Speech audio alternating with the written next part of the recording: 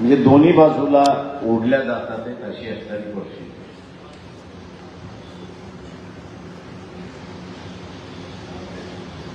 धनगर हे धनवट आहेत असं म्हणायचं झालं तर आदिवासी विरोधात उभे राहतात. आम्ही हे काही होऊ देणार नाही आणि आपण पुढे काहीच करू शकत नाही अशी असणारी परिस्थिती.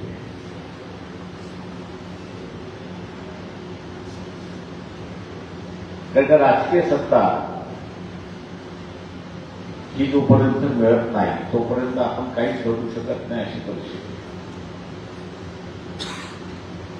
आणि दुसऱ्या बाजूस ओबीसीचा लढा आपण ताब्यात घ्यायचा की न घ्यायचा.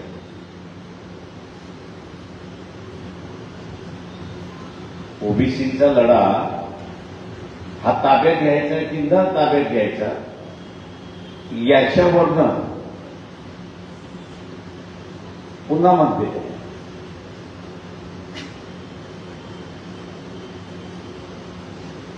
जे धड आदिवासीचाही लढा नाही आणि धड ओबीसीचाही लढा.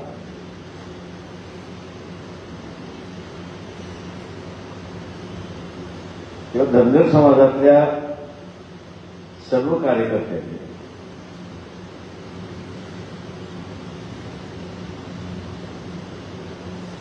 निर्णय घेतला पाहिजे की आपल्याला नेमकं काय सांगायचं.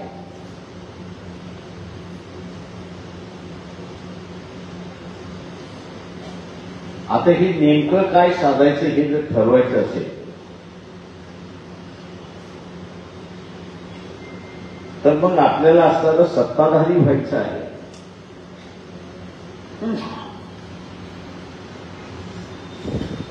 आपल्याला असणारं सत्ताधारी व्हायचं आहे की नाही.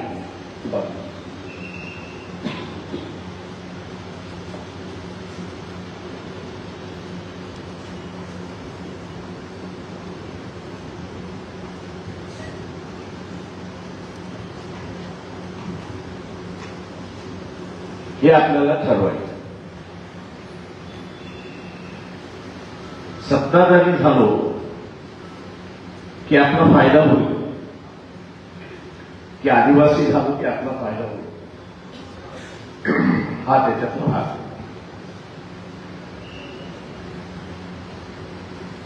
सत्ताधारी व्हायचं म्हटलं तो ओबीसीचं नेतृत्व घेतलं पाहिजे.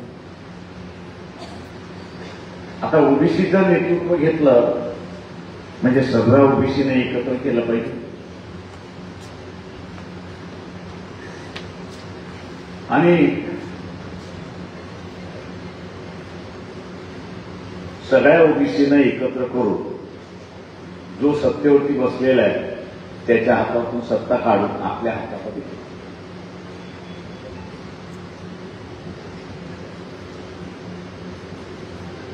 आता समजा ही सत्ता आपण हातामध्ये घेतली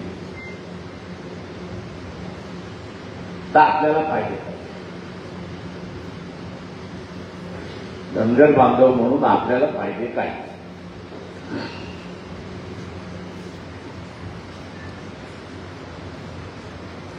जे आज आपण मराठा समाजाचं बघतोय काही झालं तर इथला असणारा कुणबी मराठा जो आहे तो स्वतःच्याच उमेदवाराला मतदान देतो. त्याचा शेत रस्ता जरी तुम्ही करून दिलेला असता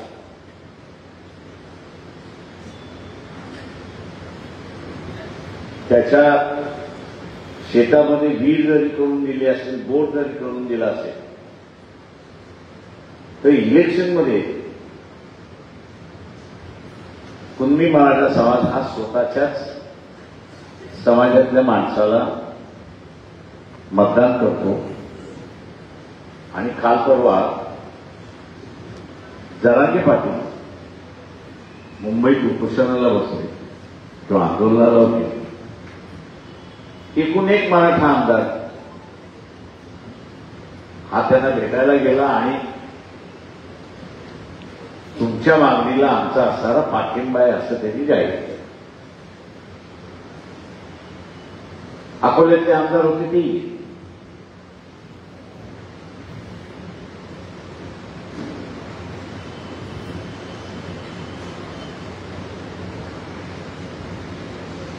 सत्ता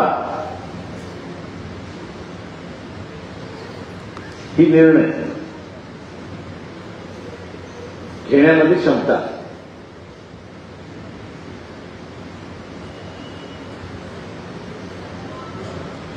सत्तेमध्ये निर्णय घेण्याची क्षमता असते आणि सत्तेमध्ये जसं निर्णय घेण्याची क्षमता असते तशाच रीतीने 3 दिवसापूर्वी एक बातमी या ठिकाणी आहे निळखंड सुतगिरणीच्या संदर्भात. काय बातमी आहे? बातमी काय आहे? कोणी वाचली का?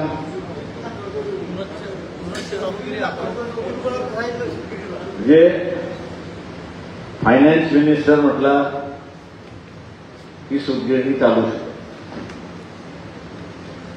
सहकार मंत्र्यांनी म्हटलं ही अगोदर आम्ही विकलेली आहे, तिचं ऑप्शनही निघालेलं आहे.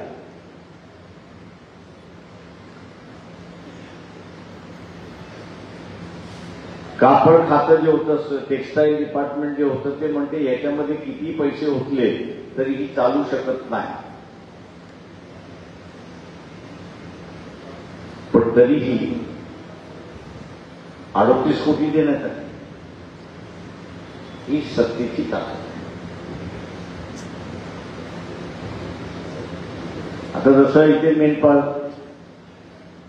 बसलेले, फॉरेस्टवाल्यांनी काय केलं की फॉरेस्टमध्ये मेंढपाळ येऊ शकत नाही, आला तर त्याचा दंड आहे.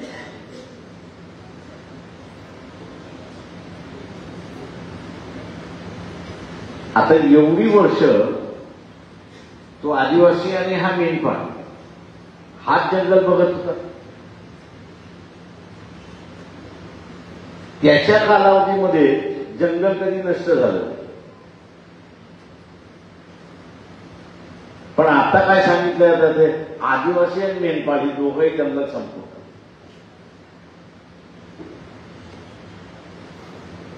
म्हणजे हजारो वर्षाचा इतिहास आपल्याला सांगतोय की इथला मेंढपाळ असेल, आदिवासी असेल, यांनी जंगलाचं संरक्षण केलं. नुसतं जंगलाचं संरक्षण केलं नाही तर त्यांनी गुराढोरांना सुद्धा चारा कसा निर्माण होईल याची सुद्धा सोय त्यांनी असावं त्या ठिकाणी केली. आता ज्याला उद्ध्वस्त करायचं आहे, आता ज्याला उद्ध्वस्त करायचं आहे त्यांनी व्यवसायाच्या माध्यमातून उद्ध्वस्त करायचं सांगितलं. जंगलामध्ये जाता येणार नाही तर इथला असणारा जो धनगर समाज मेंढपाळाचा असणारा एक मोठा व्यवसाय आहे त्यालाच परिणाम होतो. त्यालाच परिणाम झाल्यामुळे सोडून द्या, दुसरं काहीतरी करा. आणि त्याच्या जागी काय आणलं तर आता असणारा गोट फार्म.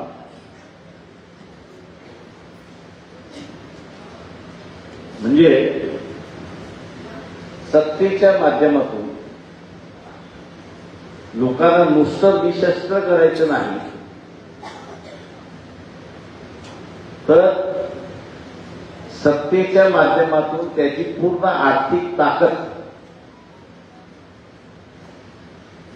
ही काढून घ्यायची आणि दुसऱ्याच्या हातामध्ये द्यायचं, हा खेळ खंडोबाचा आहे.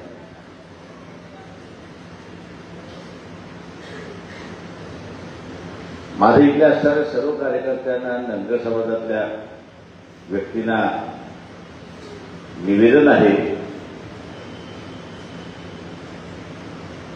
की आदिवासींचा लढा हा पार्लमेंटमध्ये जाऊन लढायचा.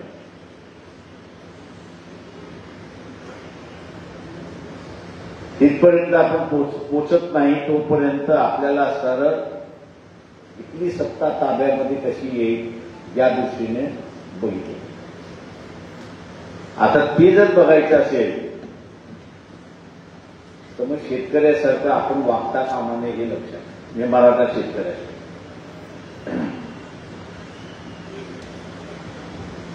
सत्तेमध्ये तो मराठ्यांना बसवतो.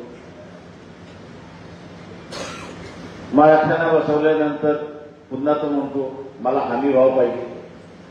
हमी भाव जाहीर झाला तो लागू झाला नाही तर तो म्हणतो याचा कायदा झाला पाहिजे.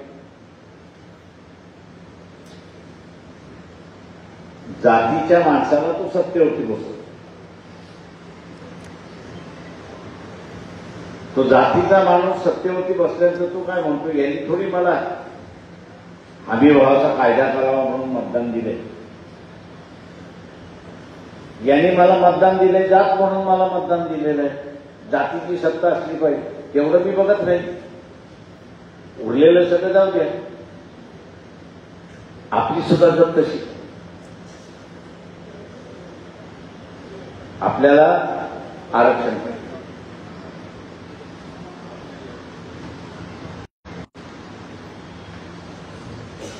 आपली बांधिलकी आहे. तुम्ही म्हणेल थडसोड आपली असलेली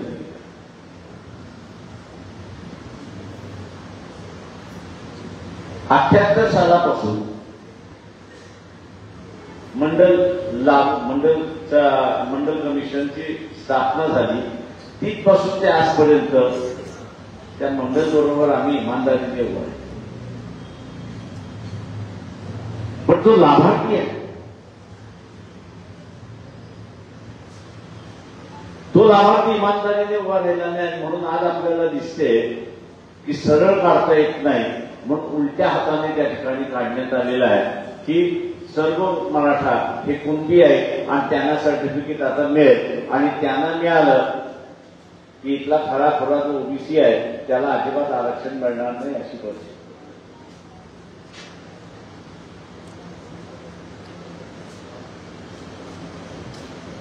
आज मी असायला विचारतो धनगर समाजामध्ये डॉक्टर झाले की नाही?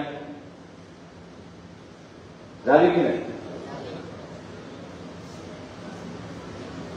90च्या अगोदर धनगर समाजामध्ये एक तरी डॉक्टर होता का? हा 90 नंतर डॉक्टर का झाला? आरक्षणामुळे झाला.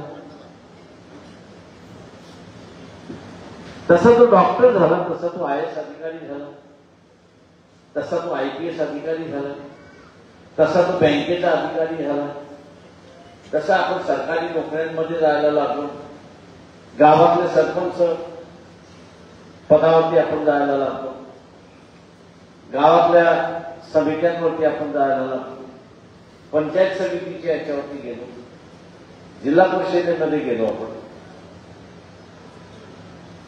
आमदारकीमध्ये तेवढ्या प्रमाणात आपण गेलो नाही. कारण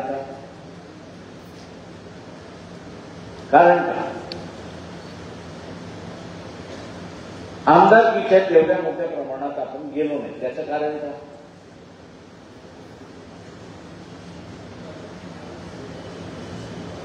त्याचं कारण काय?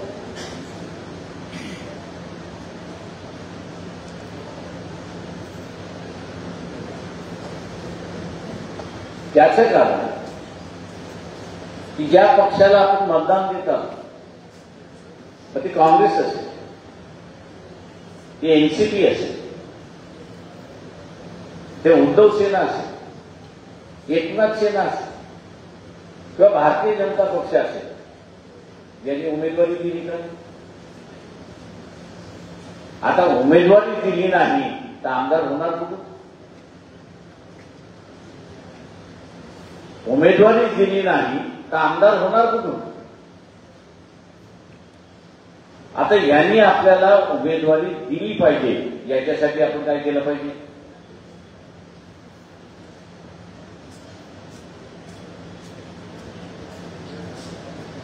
ज्याने उमेदवारी दिली पाहिजे किंवा आपल्या समाजातून ओबीसीचा आमदार झाला पाहिजे याच्यासाठी काय केलं?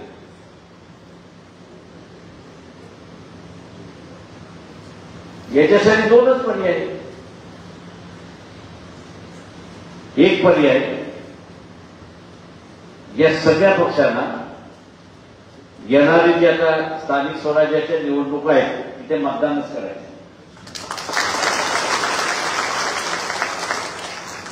त्याला मतदानच करायचं नाही. मग तुमच्या अंगामध्ये देव येता कामा नये एवढं लक्षात घ्या. माझ्या आज्याच्या ह्याच्यामध्ये मर्याई यायची आणि तो अख्खा काळ नाचवायचा. त्याला म्हणायचं आज तू काय करतोय, तुमचं नाचता ते नाचू दे ना, तुझं काय झालं. मग आपल्या अंगात काय येतं, अरे आपला धर्म बुडणार. तो मुसलमान जो आहे तो जरा बदमाश झालेला आहे, बिघडलेला आहे, त्याला जरा दुरुस्त केलं पाहिजे. आणि म्हणून काय तर सगळ्या हिंदूंची सत्ता आली पाहिजे.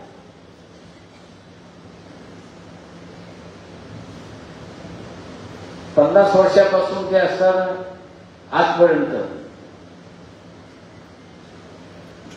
एक तरी मुसलमान पंतप्रधान झाला का?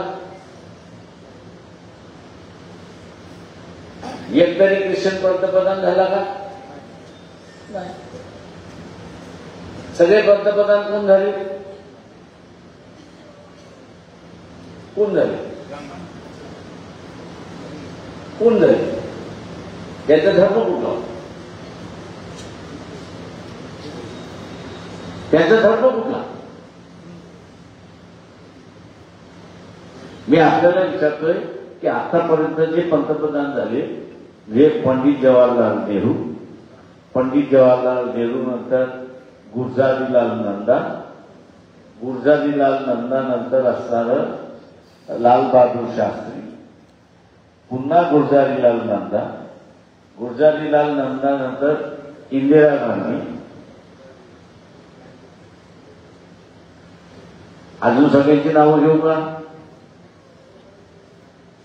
हे सगळे कोण होते? याच्यापैकी एक तरी मुसलमान होता का? याच्यापैकी एक तरी ख्रिश्चन होता का? तो ब्राह्मण जरी असला तरी तो हिंदू होता. तो हिंदू होता. मग धर्मावरती संकट कसलं आलं?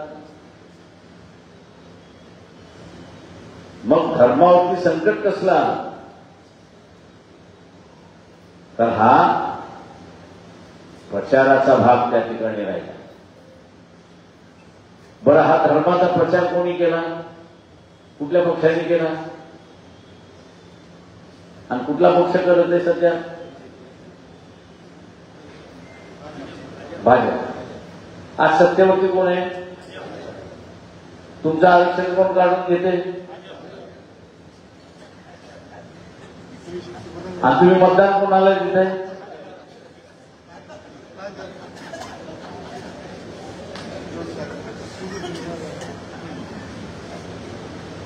म्हणजे मीच हत्यार देतोय, हार लावतोय आणि त्याला म्हणतोय तू भुसक ना.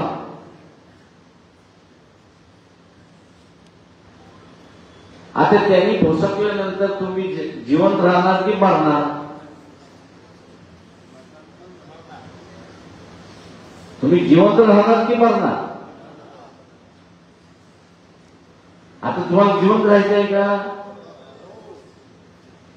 जिवंत राहायचं असेल तर पहिल्यांदा ठरवलं पाहिजे की ज्यांनी मला भोसकलंय त्यालाच मी आता भोसकणार.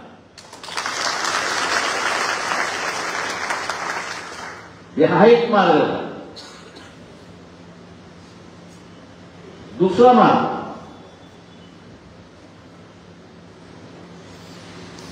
ओबीसी म्हणून आपण वेगळे आहोत की नाही? ओबीसी म्हणून आपण ज्या देवाला मानतो, ज्या संतांना मानतो, तुम्ही कधीतरी मोहन भागवत घ्या ना, तुकाराम महाराज यांना हार घालताना बघितलेला आहे का? संत जनाबाई यांना असताना हार घालताना बघितलेला आहे का? किंवा त्यांच्या नावाचा उल्लेख केलेला बघितलेला आहे का? हे ऐतिहासिक भांडण आहे, एवढं लक्षात.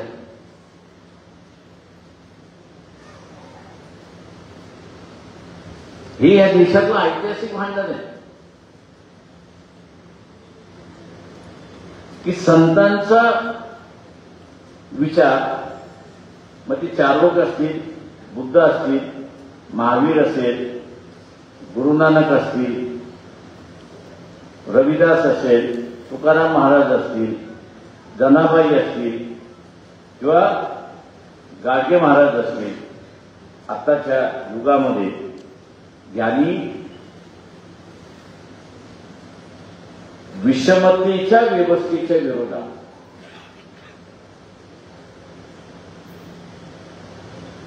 विषमवादी जी व्यवस्था होती त्या विषमवादी व्यवस्थेच्या विरोधात बंड केलं, धर्माचं बंड केलं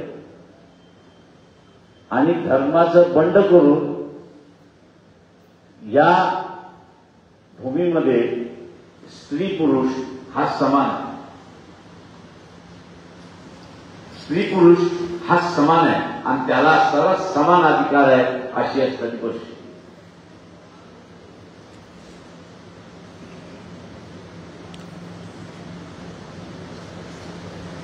इथे भेदभाव होता कामा नये म्हणून त्यांनी असा प्रचार केला.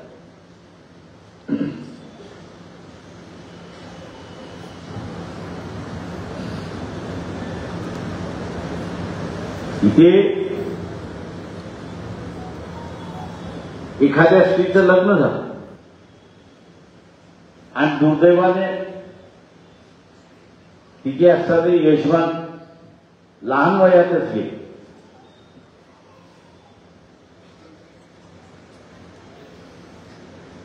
ते सनातन धर्मामध्ये ती विधवा म्हणूनच राहते.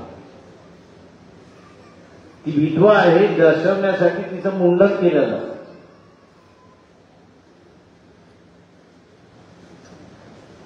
पण या सगळ्या संतांनी सांगितलं तिचं काय चुकलं?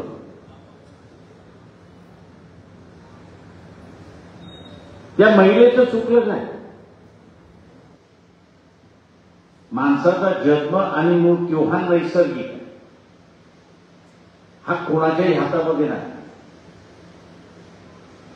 आणि कोणाच्याही हातामध्ये नाही म्हणून त्या महिलेला तुम्हाला दोषी ठरवता येणार नाही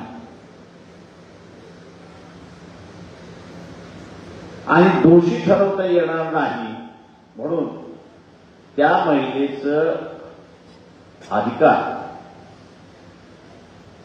आणि त्या महिलेची प्रतिष्ठा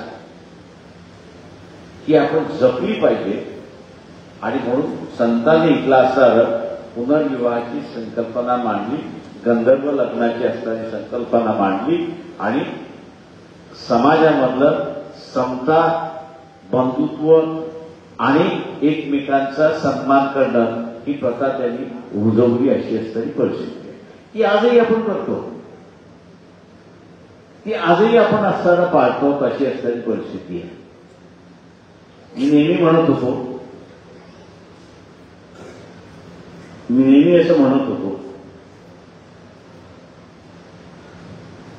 की बहुजनातली स्त्री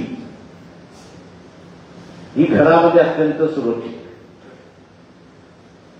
पण बाहेरच्या वातावरणामध्ये ती असतात असुरक्षित.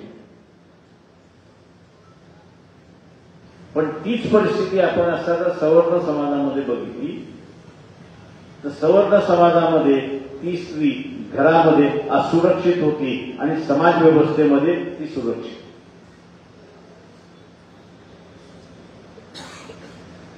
याचे आपण वारसदार. ती बाहेर सुरक्षित का होती तर बहुजन समाज हा मोठ्या प्रमाणात आणि म्हणून तो बाहेर स्त्रियांवरती अत्याचार होऊ देत नाही. घरामध्ये त्याचं चालत नव्हतं म्हणून त्याला असं याचा असणारा वारसा आपण घेऊन चाललेलो आहोत. आपल्याला जर मान्यता मिळत नसेल किंवा आपल्याला स्वीकारला जात नसेल या राजकीय पक्षांना,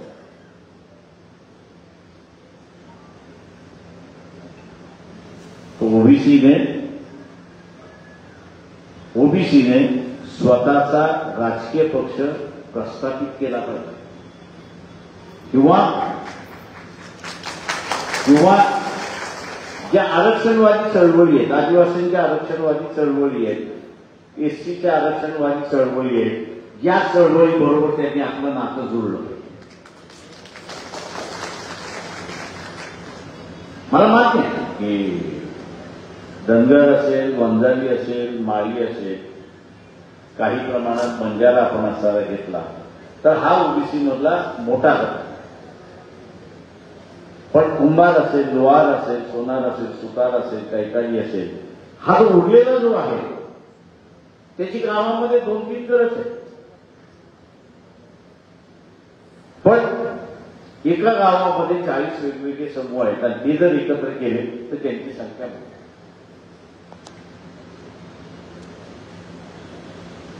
तेव्हा ह्या मेळाव्याच्या निमित्ताने मी धनगर समाजाला विनंती करणार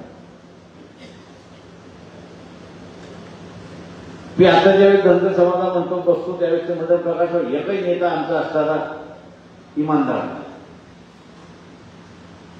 गोष्ट खरी आहे. तुम्ही याला पुढं आणलं त्याला पुढं आणलं तुम्हाला सोडून ती गेले. अरे म्हटलं हा कारखाना आहे चालत राहील म्हटलं होतं आपण तिथे हे करायचं नाही. एकावरती कोणावरती विश्वास ठेवायचा.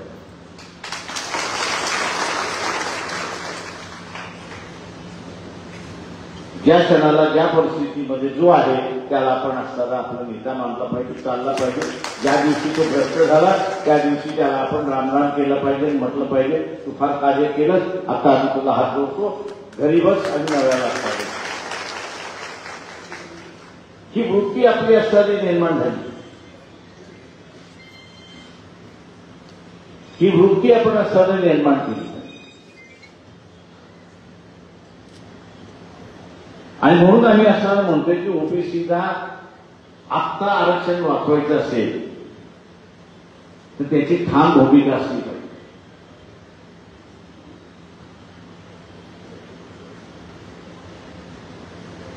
काय ठाम भूमिका असली पाहिजे तर मी माझ्या वाडवडिलांचा असणारा धर्म आणि कुलदैवत हे कधीच सोडणार.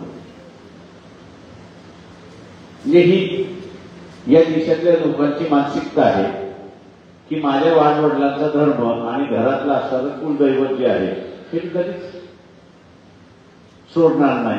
आता हे जर मी सोडणार नसेल तर धर्मावरचं संकटच नाही असं मी त्या ठिकाणी मानतो. मग धर्मावरचं संकट कुठलं तर धर्मावरचं संकटच नाही. मीच जर धर्मांतर करणार नसेल, मीच जर धर्मांतर करणार नसेल तर संकट कुठं आलं. ह्या काल्पनिक गोष्टी आपल्यासमोर मांडल्या जातात आणि त्या काल्पनिक गोष्टी मांडून आपला असणारा घात केला जातो अशी असणारी परिस्थिती. आणि म्हणून आम्ही असणारा आता लोकांना सांगतो की आरक्षण वाचवायचं असेल उद्याच्या असणाऱ्या कालावधीमध्ये शिक्षणाशिवाय मार्ग नाही एवढं लक्षात घ्या. शिक्षणाशिवाय मार्ग नाही. या अगोदर शिक्षण ही सरकारची जबाबदारी. शिक्षण ही सरकारची जबाबदारी. पण आता सरकारने असं सांगितलंय की शिक्षण ही सरकारची जबाबदारी नाही तर कुटुंबाची जबाबदारी. कुटुंबाने त्याच्या शिक्षणासाठी पैसे मोजले पाहिजेत. आता समजा एखाद्या विद्यार्थ्याला मेडिकलमध्ये प्रायव्हेट मेडिकलमध्ये असणारा ऍडमिशन घ्यायचं असेल तर 5 वर्ष शिकण्यासाठी त्याला असणारं 40 लाख लागतात. कमीत कमी 40 लाख. आपण 40 लाख भरू शकतो का? आपण 40 लाख भरू शकतो. आता आपण जर 40 लाख भरू शकत नसेल तर आपण पुढच्या पिढीचं उद्ध्वस्तपणा करतो की नाही करतो?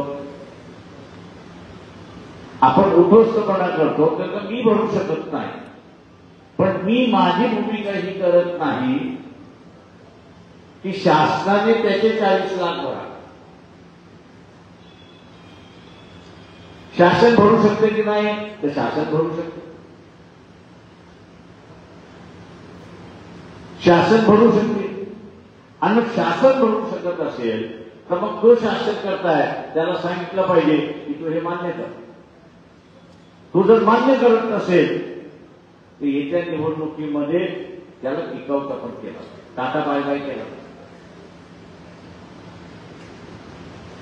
आता त्यांनी मला अमुक केलं, मला त्यांनी तमुक केलं, मला त्यांनी तमुक केलं, मला त्यांनी तमुक केलं. आपण आपल्याला सोडलं पाहिजे. आता माझ्या पुढच्या पिढीचं सुरक्षिता मी बघणार. माझ्या पुढच्या पिढीची मी असताना सुरक्षिता बघणार. तो कामगार लागला, तो 18,000, 25,000, 30,000 बरोबर. तो आनंदित आहे का? तो एवढंच म्हणतोय 58 वर्षाच्या होईपर्यंत भाव द्या, मी एवढ्यामध्ये समाधानी आहे, सुखी. मी याच्यामध्ये समाधानी सुखी आहे. आता मग मला सांगा, ते 1.5-1.5, 2-2 लाखाचा जो पगार मास्तर मंडळी घेतात, तलाठी मंडळी घेतात, गावातला असणारा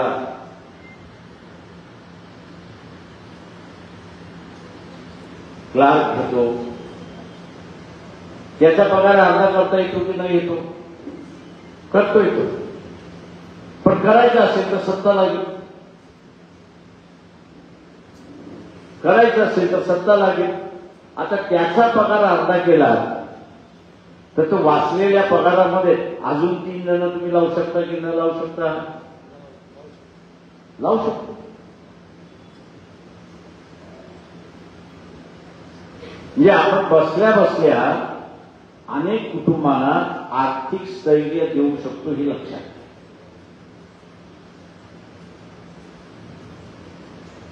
मी आज नेहमी म्हणतो, गावामध्ये पिकतं की शहरामध्ये विकल्या. आता शहरामध्ये जो विकतोय किंवा विकत घेतोय त्यांनी कधी असं म्हटलंय का की हा 40 रुपयाचा असणारा गहू मला परवडत नाही, असं म्हटलंय का? नाही. आपल्याकडून असणारा गावातल्या माणसांकडून गहू कितीला खरेदी केला जातो?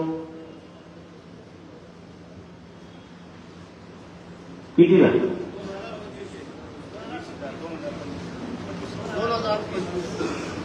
म्हणजे अर्ध्यामध्ये सुद्धा खरेदी केल्या जात नाही.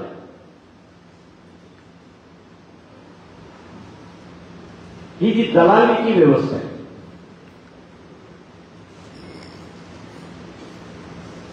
ही दलालीची व्यवस्था संपवली तर शेतकऱ्याच्या खिशामध्ये 10 रुपये अजून येऊ शकतात की नाही? 20च्या ऐवजी 30 आले तो शेतकरी सुखी होणार की न होणार?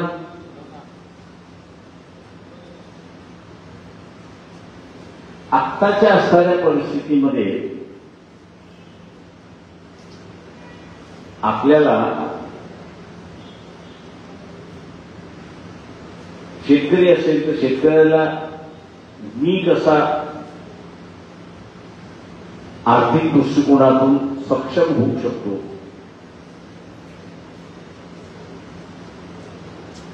या दृष्टीने त्याला बघितलं. आज मेंढपाळ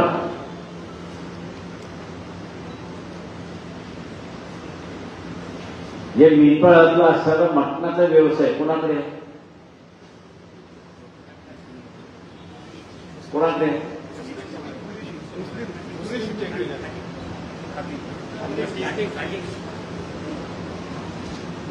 आपल्याला खाटीक दिसतो कारण का आपण खाटकाला विकतो.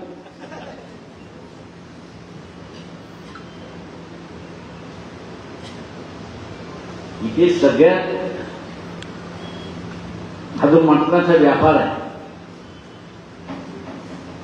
हक्काचा व्यापार आपल्याला दिसतो करतो तो गावात खाणार,